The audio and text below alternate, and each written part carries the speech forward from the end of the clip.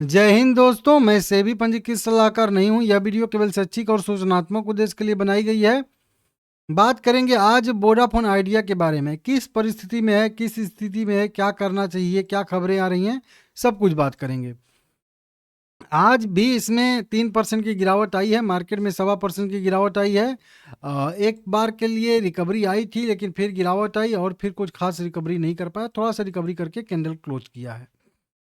आज देखेंगे तो इसमें 50 crore equity share total trade हुए हैं 515 करोड़ रुपए के, और 26% का डिलीवरी परसेंटेज आ रहा है। अब देखिए, इसमें खबरें निकल के सामने आ रही हैं। एक खबर निकल के सामने आ रही है कि नोकिया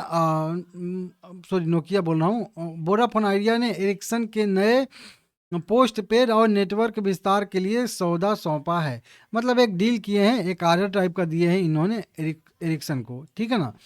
और एरिक्सन क्या करेगी, इनके पोस्ट पे जो नेटवर्क है उसका विस्तार करेगी। बताया जा रहा है कि वीआई अपने पुराने ऑफलाइन बिलिंग और ऑपरेटिंग सिस्टम को बदलने के लिए क्लाउड नेटिव एरिक्सन चार्जिंग को तैनात करेगा। ये एक एरिक्सन का चार्जिंग कह लीजिए नेटिव क्लाउड सिस्टम है। उसके तहत कंपनी अपना ऑफलाइन जो बिलिंग है उसको ऑनलाइन करेगी। इस तरीके से यहाँ पे करने वाली है। जो बढ़िया सा अपडेट निकल के सामने आ रहा है। कंपनी कह रही है कि वोडाफोन आइडिया ने अपने पोस्ट पेड कारोबार को आधुनिक बनाने के लिए अपने नेटवर्क विस्तार और गहरा करने के लिए एरिक्सन के साथ जो है नया जो है दायित्व सौंपा है, नई साझेदारी की है, या कह लीजिए जो भी ऑर्डर दिया है, कुछ भी कह सकते हैं, ठीक है ना। नए समझौते से एरिक्सन का विस्तार प्रीपेड सेगमेंट से आगे बढ़ के पोस्ट पेड सेगमेंट में भी होगा। और यह पहले ही वीआई के चार्जिंग प्लेटफॉर्म को पावर करता है, और इसके साथ ही दोनों ग्राहक आधारों के लिए ऑनलाइन चार्जिंग समाधानों का एक अखिल जो है आपूर्तिकर्ता बन जाएगा। तो इस तरीके से बढ़िया सा जो है सिस्टम यहाँ पे जुड़ने वाला है कंपनी के साथ, कह लीजिए ऑफलाइन बिलिंग को जो है और रेटिंग सिस्टम को बदलने के लिए। तो बढ़िया सा है। कंपनी ने अभी हाल फिलहाल में, आप लोगों को पता ही होगा कि 40,000 करोड़ रुपए के आसपास का यहाँ पे इन्वेस्टमेंट का कुछ जो है प्लान कंपनी ने बनाया था, जो कि अभी 1-2 हफ्ते पहले खबर आई थी।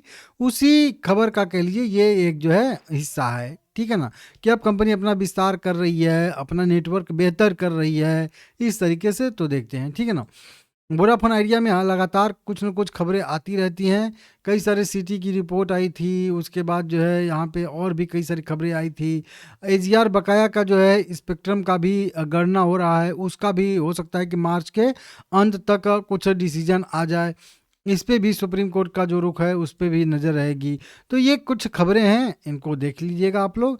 बाकी अगर चार्ट के बारे में बात करेंगे तो चार्ट पे देखिए, मैं आप लोगों को क्या बोला था, ये रेंज बना के बताया था कि नहीं, कि 12 से 13 का रेंज जब तक क्लियर करके और ऊपर के साइड में सस्टेन न कर जाए, या तो 13 के ऊपर या फिर 12 के ऊपर सस्टेन न कर जाए, तब तक इसमें अब अगला स्टेप की तेजी आनी थोड़ी सी मुश्किल है। और वो अगली तेजी के लिए एक बड़ा ट्रिगर भी चाहिए, जैसा कि एजीआर कैलकुलेशन वाला अपडेट, इस तरीके से, या कोई बहुत बड़ा कंपनी को 10,000 15,000 करोड़ रुपया का कहीं से डेट मिल जाए, वो बड़ा जो है मतलब ट्रिगर पॉइंट रहने वाला है। तो अब कोई बड़ा ट्रिगर चाहिए। अब वो कहाँ से आएगा? एक तो एजीआर बकाया वाला आएगा, एक जो है फंड से रिलेटेड आएगा। बाकी तो ऐसे कुछ मुझे दिख नहीं रहा। हाँ, ये वाला रिजल्ट सीजन अब आ गया है, तो 1 महीने के बाद रिजल्ट आएगा, तो हो सकता है वहाँ से ट्रिगर बने, ठीक है। मैं आप लोगों को बोला था कि 10 रुपये तक यहाँ पे इसका सपोर्ट है, और 10 रुपये पे देखिए यहाँ पे भी आया था, फिर रिटेस्ट किया और फिर आ गया है, समझ रहे हो। तो ये एक जोन कह लीजिए एक टाइप का इसका बन रहा है, साइडवेज वाला। अगर कोई भी निगेटिव खबर आएगी तो 10 तोड़ेगा तो सीधा 8 आएगा।